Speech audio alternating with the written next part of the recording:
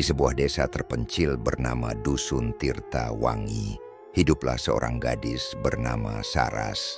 Ia dikenal sebagai gadis yang ceria, ramah, dan pekerja keras. Warga desa sering melihatnya tersenyum, meskipun di balik senyum itu tersimpan luka yang tak pernah ia tunjukkan. Sejak kecil, Saras tumbuh dalam keluarga sederhana bersama ayah dan ibunya. Ibunya, Rahayu, adalah seorang wanita lembut yang selalu melindunginya dari kerasnya dunia. Sementara itu, ayahnya, Wira, dulunya adalah pria yang penuh kasih sayang. Namun, semuanya berubah ketika ibunya meninggal dunia secara misterius. Orang-orang di desa percaya bahwa Rahayu meninggal karena sakit, tetapi Saras mendengar bisikan-bisikan bahwa ada sesuatu yang lebih gelap di balik kematiannya. Seminggu sebelum ibunya ditemukan tak bernyawa di kamar mereka, Saras sering mendengar suara pertengkaran di malam hari, bisikan marah, tangisan tertahan, dan suara benda pecah. Setelah kematian ibunya, ayahnya berubah menjadi sosok yang berbeda. Ia menjadi pemarah, kasar, dan lebih sering pulang dalam keadaan mabuk. Bau alkohol yang menyengat dan suara langkah kakinya yang berat membuat Saras selalu merasa waspada.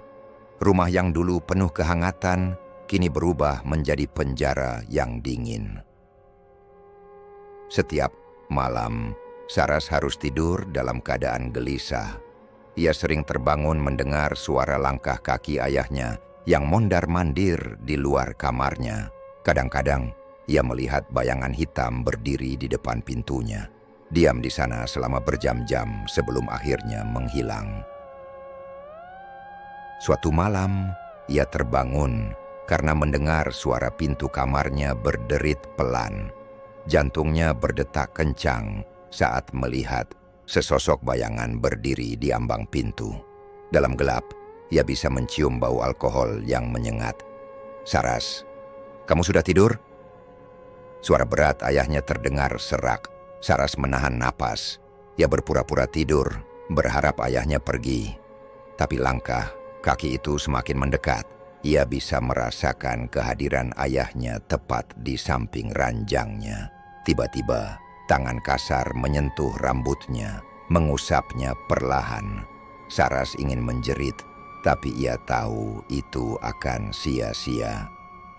Ayahnya menghela napas panjang, lalu akhirnya pergi, meninggalkan ruangan dalam kegelapan. Sejak saat itu, Saras semakin sulit tidur. Ia mulai mengunci pintu kamarnya setiap malam, tetapi itu pun tak cukup untuk membuatnya merasa aman. Saras mulai menyadari ada sesuatu yang janggal dalam kematian ibunya. Ia teringat malam terakhir sebelum ibunya meninggal. Bagaimana ibunya menangis di dapur, wajahnya penuh ketakutan. "Saras, kalau terjadi sesuatu padaku, jangan percaya siapapun, ya?" Suara ibunya masih terngiang di kepalanya. Hari itu, Saras menemukan sebuah kotak kayu kecil di bawah ranjang ibunya.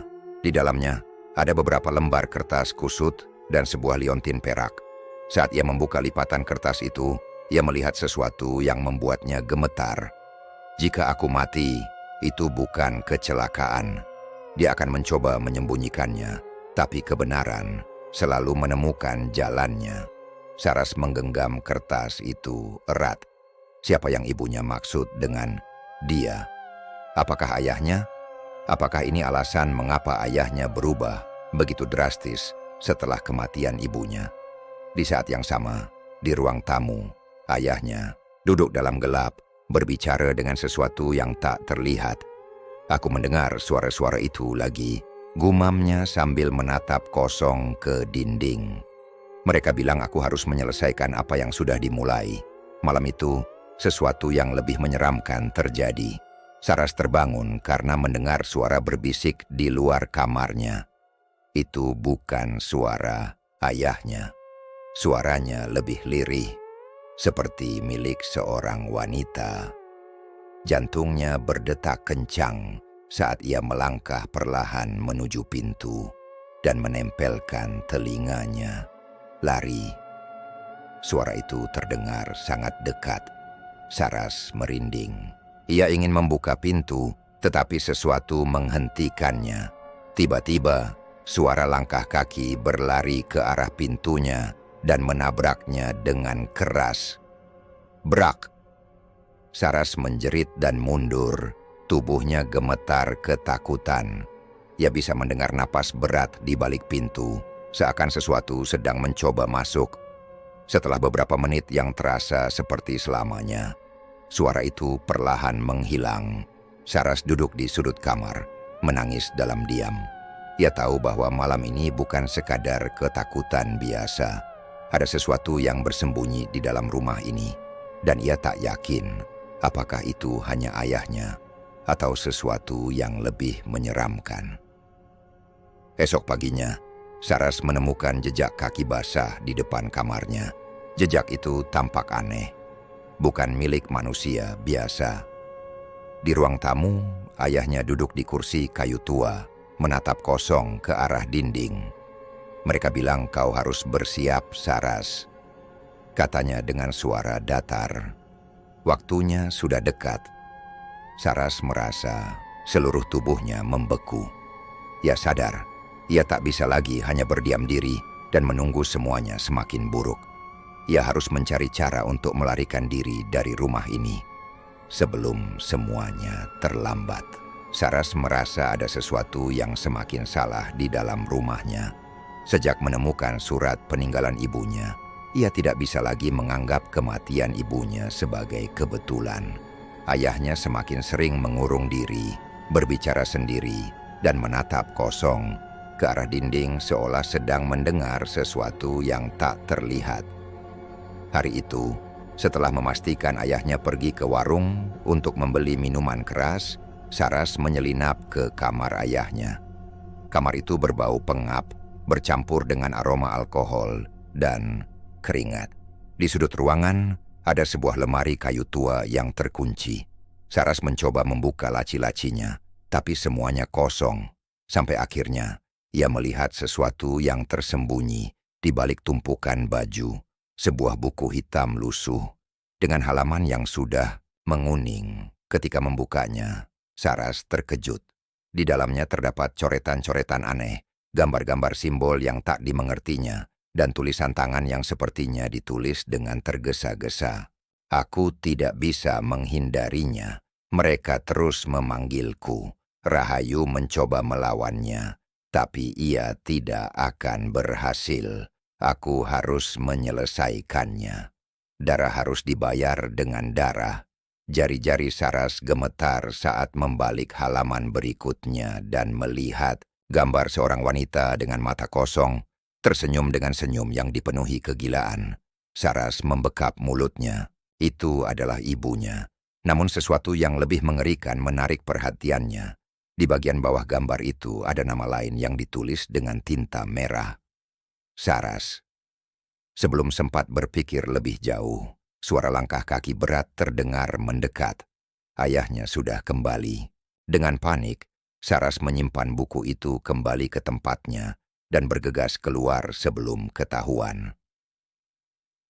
Malamnya Saras merasa ada yang mengawasinya. Setiap kali ia melihat keluar jendela, ia bisa melihat bayangan berdiri di tengah halaman, menatap ke arahnya tanpa bergerak. Setiap kali ia mengedipkan mata, bayangan itu semakin dekat. Ia menarik tirai dengan panik dan kembali ke tempat tidurnya, mencoba mengabaikan perasaan tidak nyaman yang semakin kuat. Namun tepat saat ia mulai terlelap, krekto, pertonin pintu. Kamarnya terbuka perlahan. Jantung Saras berdegup kencang. Ia tahu ia sudah menguncinya. Dari celah pintu yang sedikit terbuka, ia melihat sepasang mata mengintip dari balik gelapnya koridor. Mata itu kosong, hitam pekat, tanpa cahaya kehidupan di dalamnya. Ia mencoba menahan napas, berharap itu hanya bayangannya sendiri. Tapi kemudian, pintu itu terbuka lebih lebar. Saras tidak berani bergerak. Sebuah tangan pucat perlahan muncul dari balik pintu, jari-jarinya kurus dan bergerak-gerak seperti sedang mencari sesuatu. Saat tangan itu hampir menyentuhnya, lampu di luar kamar mendadak menyala. Ayahnya berdiri di sana, tapi yang lebih mengerikan adalah cara ia tersenyum. "Kamu tidak bisa lari, Saras," katanya dengan suara pelan. "Mereka sudah memilihmu." Sejak kejadian itu, Saras tahu bahwa rumah ini menyimpan sesuatu yang jauh lebih gelap daripada yang ia bayangkan. Ia mulai memperhatikan bahwa ada satu kamar di rumah itu yang selalu terkunci. Setiap kali ia melewatinya, ia bisa merasakan hawa dingin merayap di kulitnya. Kadang-kadang, ia bahkan mendengar suara seseorang berbisik dari dalamnya. Siang itu, saat ayahnya pergi, Saras mengambil kunci-kunci tua yang tergantung di dapur dan mencoba satu persatu di pintu kamar terkunci tersebut. Klik doors, pintu itu terbuka. Begitu masuk, Saras disambut dengan bau busuk yang menusuk. Ruangan itu dipenuhi coretan di dinding, coretan yang sama seperti di buku hitam yang ia temukan di kamar ayahnya. Tapi yang paling mengejutkan adalah sesuatu yang tergantung di tengah ruangan, gaun putih ibunya. Saras mundur selangkah, mencoba memahami apa yang ia lihat. Namun, sebelum ia bisa berpikir lebih jauh, sesuatu menarik perhatiannya. Cermin besar di sudut ruangan. Di dalam pantulan cermin itu, ia melihat sesuatu yang tidak ada di ruangan sebenarnya. Ibunya, tapi bukan ibunya yang ia kenal. Wajahnya penuh luka, matanya hitam, dan bibirnya menyeringai tidak wajar. Tiba-tiba, tangannya bergerak menunjuk ke sudut ruangan. Saras berbalik dan melihat sesuatu yang hampir membuatnya pingsan. Kuburan dangkal di sudut kamar. Ia bisa melihat sepotong kain putih kotor menyembul dari tanah, seolah sesuatu telah dikubur di sana. Napas Saras tersengal. Ia harus keluar dari ruangan ini. Namun, saat ia berbalik untuk pergi, pintu kamar menutup dengan keras. Di belakangnya, suara ibunya berbisik, "Jangan biarkan dia menang, Saras." Sejak malam itu, ayahnya semakin tidak bisa dikendalikan. Ia sering berdiri di depan kamar Saras di tengah malam, hanya diam di sana selama berjam-jam. Kadang-kadang, Saras bisa mendengar ia berbicara sendiri, tertawa kecil, lalu menangis tanpa alasan. Suatu malam, Saras memergoki ayahnya berbicara dengan sesuatu yang tak terlihat di ruang tamu. "Sudah waktunya. Aku akan melakukannya. Aku tahu darahnya yang mereka inginkan. Saras tidak bisa lagi tinggal di rumah ini. Ia harus pergi." Namun saat ia merencanakan pelariannya, sesuatu terjadi. Malam itu, Saras terbangun karena bau menyengat bensin. Ia membuka pintu kamarnya dan melihat sesuatu yang membuatnya membeku ketakutan. Ayahnya berdiri di tengah rumah dengan korek api di tangan. Seember bensin telah disiram ke seluruh lantai. Matanya kosong, wajahnya basah oleh keringat.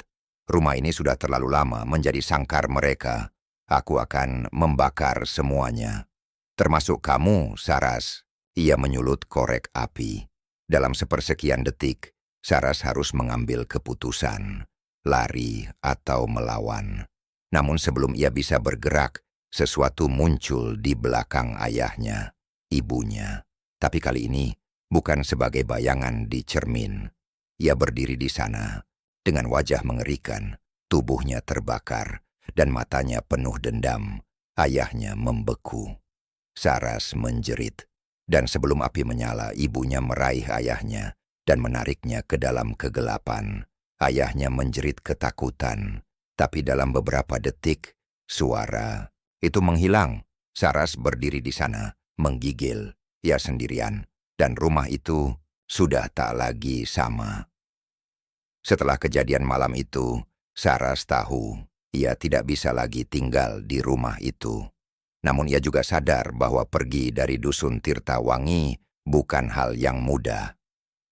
Desa ini terpencil, dikelilingi hutan, dan satu-satunya jalan keluar hanya bisa ditempuh dengan berjalan kaki berjam-jam melalui jalan setapak yang sepi. Namun ia tidak punya pilihan lain. Malam itu, dengan hanya membawa sebuah tas kecil berisi beberapa pakaian dan liontin peninggalan ibunya, Saras meninggalkan rumahnya. Ia berjalan di tengah kegelapan, hanya ditemani suara jangkrik dan desir angin yang membuat bulu kuduknya meremang. Hutan yang mengelilingi desa terasa lebih gelap dari biasanya, seolah-olah sesuatu sedang mengawasinya dari balik pepohonan. Namun semakin jauh ia melangkah, Saras mulai merasa ada yang tidak beres. Langkah kakinya terdengar menggema, padahal seharusnya hanya ada dirinya seorang. Ia berhenti, menahan napas, tapi suara langkah itu masih terdengar. Tepat di belakangnya, Saras menoleh perlahan. Tidak ada siapa-siapa. Ia menelan ludah dan mempercepat langkahnya. Namun suara langkah kaki itu ikut semakin cepat. Sekarang, ia bisa mendengar sesuatu yang lebih mengerikan. Suara napas berat, dan suara itu bukan miliknya. Dengan panik, Saras mulai berlari. Ia tahu ia sedang diikuti, tapi ia tidak bisa melihat siapa atau apa yang mengikutinya. Namun di tengah pelariannya, sesuatu menarik kakinya. Saras terjatuh keras ke tanah. Kepalanya terbentur batu.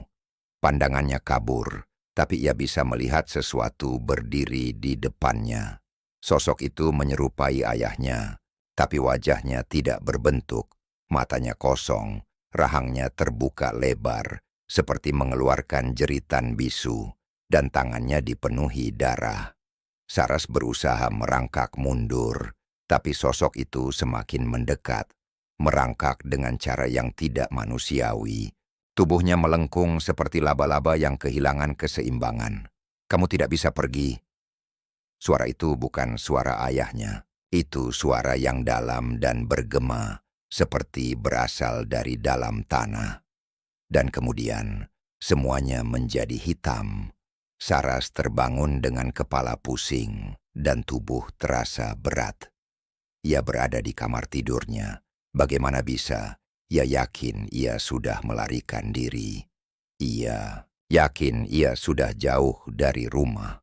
Namun sekarang, ia kembali berada di tempat yang seharusnya sudah ia tinggalkan. Ia duduk di tempat tidur, napasnya tersengal. Jendela masih tertutup rapat. Lampu di lorong masih redup seperti biasa. Tapi ada sesuatu yang berbeda.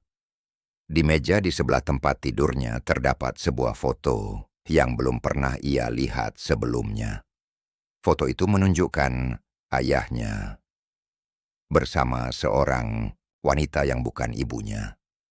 Saras mengernyit. Siapa wanita ini? Ia membalik foto itu dan menemukan tulisan kecil di belakangnya.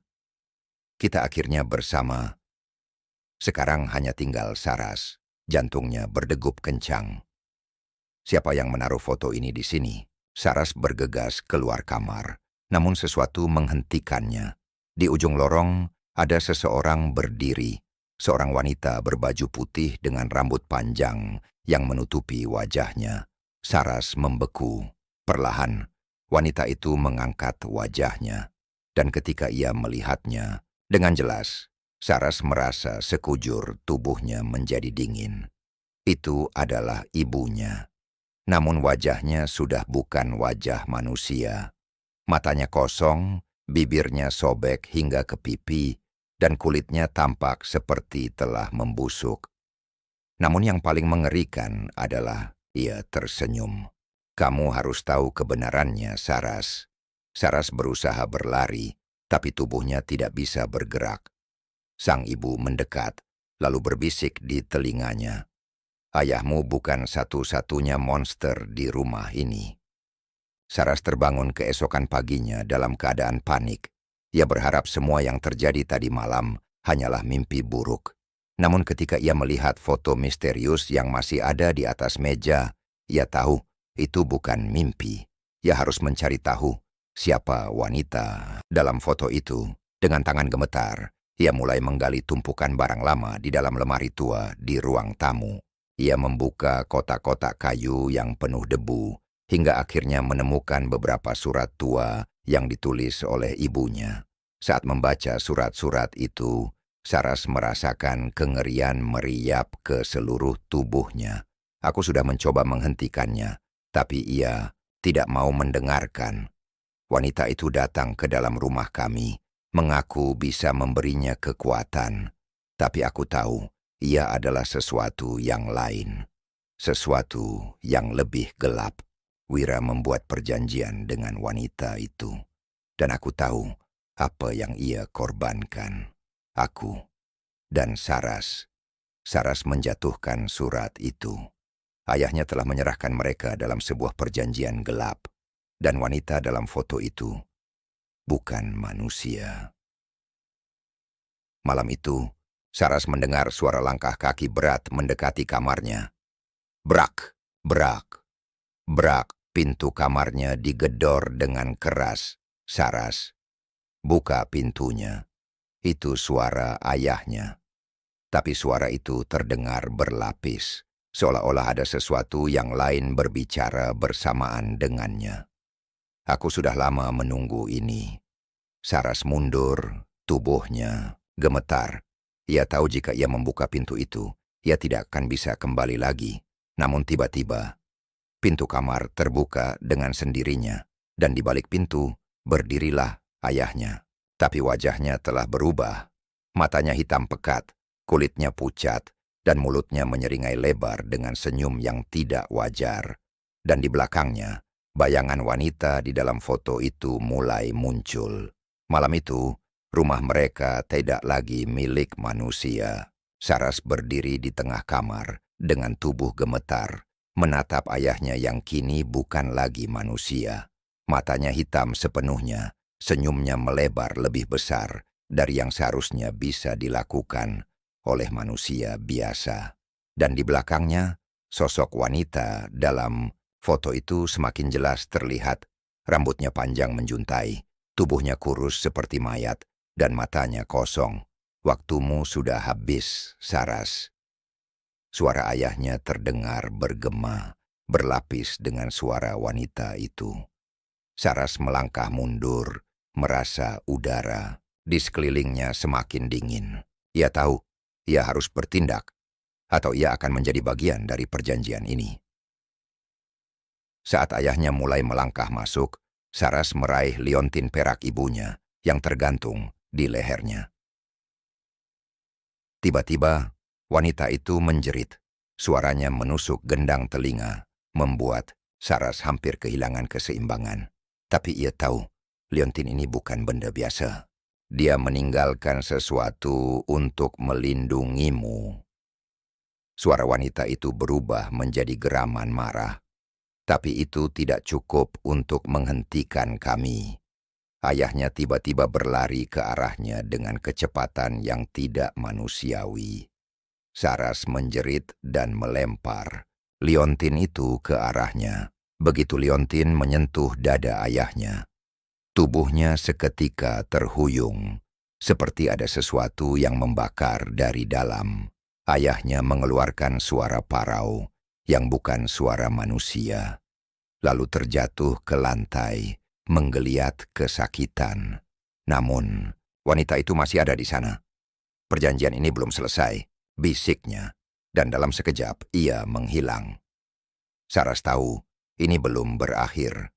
Rumah ini masih terasa berat, seolah-olah sesuatu masih bersembunyi di dalamnya. Ia mulai menyisir setiap sudut rumah, mencari sesuatu yang mungkin bisa memberinya jawaban. Sampai akhirnya, ia menemukan sesuatu yang aneh. Di belakang lemari besar di ruang tamu, ada sebuah pintu tua yang belum pernah ia lihat sebelumnya.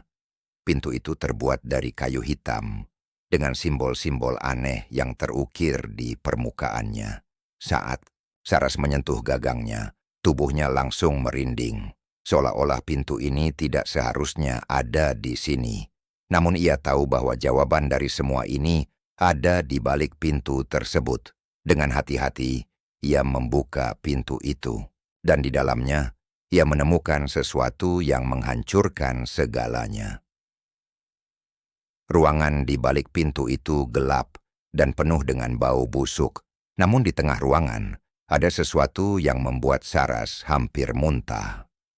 Sebuah ranjang tua dengan mayat seorang wanita yang sudah membusuk, dan wanita itu adalah ibunya. Saras terhuyung mundur, menutup mulutnya agar tidak menjerit. Bagaimana mungkin ibunya seharusnya sudah dikuburkan? Atau setidaknya itulah yang dikatakan ayahnya. Tetapi jika tubuh ibunya ada di sini, lalu siapa yang dikuburkan di pemakaman desa? Saras mulai merasa pusing.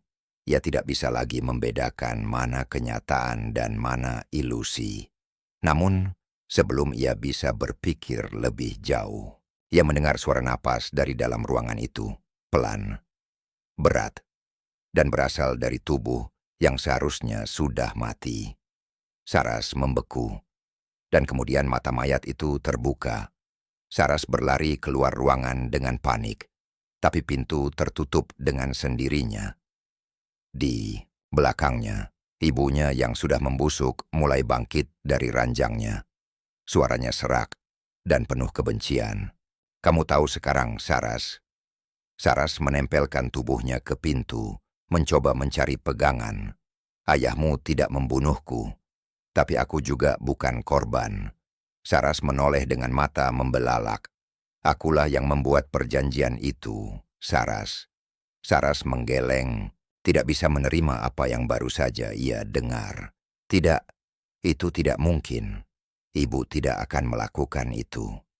Ibunya tersenyum, senyum yang penuh kegilaan. "Aku melakukannya untuk kita. Aku melakukannya untuk kekuatan." Saras merasa tubuhnya melemah. Selama ini, ia selalu berpikir bahwa ayahnya adalah satu-satunya monster. Tapi kenyataannya jauh lebih mengerikan. "Ayahmu ingin membatalkan perjanjian, jadi aku harus menyingkirkannya. Tapi aku tidak menyangka bahwa roh-roh itu menginginkan lebih. Mereka ingin kamu." Saras merasa perutnya mual. Seluruh hidupnya, semua yang ia percayai, ternyata salah. Saras harus keluar. Ia harus menghancurkan semuanya. Dengan napas tersengal, ia meraih liontin peraknya dan melemparkannya ke dalam ruangan. Begitu liontin menyentuh lantai, api hitam mulai menyebar dari dalam ruangan itu. Ibunya menjerit, tapi suara jeritannya bukan suara manusia. "Kamu tidak bisa menghindari takdirmu, Saras." Saras berlari keluar rumah, meninggalkan semua teriakan dan kegelapan di belakangnya. Begitu ia mencapai halaman, rumah di belakangnya mulai terbakar. Api itu bukan api biasa. Warnanya bukan merah, melainkan hitam pekat. Dan di tengah kobaran itu, Saras bisa melihat bayangan ayah dan ibunya terbakar bersama. Ia jatuh berlutut, merasakan kelelahan yang luar biasa. Ia menangis, tetapi ia tidak tahu apakah itu air mata kesedihan atau kelegaan. Saat api akhirnya padam, yang tersisa hanyalah abu, dan akhirnya rumah itu, serta semua kegelapannya, lenyap selamanya. Saras berdiri di depan reruntuhan rumahnya, menatap abu yang masih mengepulkan asap tipis. Malam itu, api hitam telah menghanguskan segalanya. Rumah, ayahnya, ibunya, dan semua kegelapan yang tersembunyi di dalamnya. Namun ia tidak bisa merasa lega sepenuhnya. Ada sesuatu yang masih terasa salah. Hawa dingin masih menyelimuti udara di sekitarnya. Dan Saras merasa ada sesuatu yang masih mengawasinya. Suaranya masih bergema di kepalanya. Mereka ingin kamu. Ia menelan ludah, mencoba menenangkan dirinya. Aku sudah mengakhiri ini. Gumamnya pelan, mencoba meyakinkan dirinya sendiri. Tapi jauh di dalam hatinya, ia tahu itu tidak benar. Saat matahari mulai terbit, Saras berjalan perlahan menuju desa. Beberapa warga menatapnya dengan wajah penuh ketakutan dan rasa curiga. "Apa yang terjadi dengan rumahmu, Saras?" tanya seorang pria tua. Suaranya gemetar. Saras tidak tahu harus berkata apa. Bagaimana mungkin ia menjelaskan apa yang sebenarnya terjadi? Bahwa rumah itu adalah sarang iblis, bahwa ayahnya adalah bagian dari perjanjian gelap, bahwa ibunya, yang selama ini ia pikir adalah korban, ternyata justru penyebab semua ini. Ia hanya bisa diam. Namun yang lebih aneh adalah tidak ada seorang pun di desa yang bertanya tentang ayahnya. Tidak ada yang bertanya, kemana perginya Wera, seolah-olah mereka sudah tahu, atau mungkin mereka sudah melupakannya, dan itu membuat Saras semakin tidak tenang. Malam itu, Saras menginap di rumah seorang tetua desa, Bu Ningsih, wanita tua yang selama ini mengenal keluarganya. "Kamu harus pergi dari sini, Saras," katanya dengan suara lirih. "Tempat ini tidak akan pernah membiarkanmu pergi dengan mudah." Saras mengernyit. "Apa maksudnya, Bu?" Bu Ningsih menatapnya dalam-dalam, lalu berbisik, "Perjanjian itu belum selesai." Darah Saras terasa membeku. "Mereka masih menginginkanmu." Sebelum Saras bisa bertanya lebih lanjut, tiba-tiba lampu di rumah itu berkedip-kedip. Angin kencang berhembus, masuk melalui jendela yang tertutup. Dan di sudut ruangan, Saras melihatnya, bayangan itu. Sosok tinggi, dengan mata hitam pekat dan tubuh yang tampak seperti asap pekat. Itu bukan ayahnya, bukan ibunya, tapi sesuatu yang lebih tua dan lebih haus darah. Saras. Suaranya membelah udara, membuat gerendang. Telinga Saras bergetar. Kami belum selesai. Saras berlari keluar rumah, meninggalkan Bu Ningsih yang hanya bisa berdoa di sudut ruangan. Ia berlari melintasi desa, menuju hutan, menuju jalan yang akan membawanya keluar dari tempat terkutuk ini. Tapi, semakin jauh ia berlari, desanya tidak berubah. Ia kembali ke tempat yang sama. Ia terjebak. "Tidak, ini tidak mungkin," bisiknya dengan panik. Kemudian, dari balik pepohonan, sosok itu muncul lagi. Kali ini lebih dekat, kali ini lebih nyata. Saras menutup matanya, meremas liontin perak yang masih ia bawa. "Aku tidak akan menjadi milik kalian." Dan tiba-tiba, sunyi. Saat ia membuka mata, ia sudah berada di tempat lain. Saras terbangun di sebuah kamar yang asing. Ia mengenali tempat ini, sebuah rumah sakit. Seorang perawat tersenyum padanya. "Akhirnya kamu sadar." Saras mencoba mengingat apa yang terjadi. Ia kabur. Ia dikejar. Ia hampir tertangkap. Tapi sekarang, ia ada di sini. "Berapa lama aku di sini?" tanyanya. Perawat itu tampak ragu sejenak, lalu menjawab, "Kamu ditemukan di tepi jalan sendirian. Sudah 3 hari yang lalu." Saras merasa pusing. "Dan desaku, Desa Tirta Wangi." Perawat itu tampak bingung.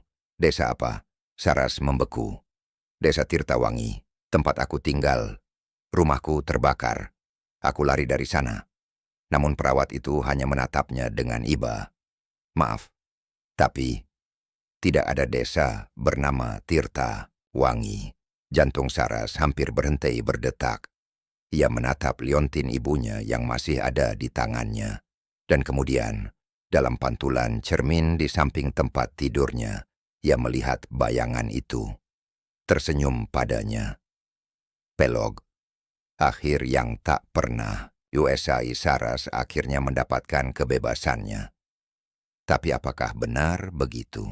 Atau mungkin ia hanya berpindah dari satu kegelapan ke kegelapan yang lain. Dan di luar jendela rumah sakit itu, di kejauhan, di antara kabut yang menggantung, seseorang atau sesuatu masih mengawasinya, tersenyum dan berbisik, "Kita belum selesai, Saras." Tamat. Terima kasih telah mengikuti cerita ini sampai akhir. Jangan lupa untuk like, komen, dan subscribe channel Indo Horor agar kamu tidak ketinggalan kisah-kisah horor paling menyeramkan lainnya. Bagikan cerita ini ke teman-temanmu yang suka misteri dan horor, tapi hati-hati, jangan nonton sendirian.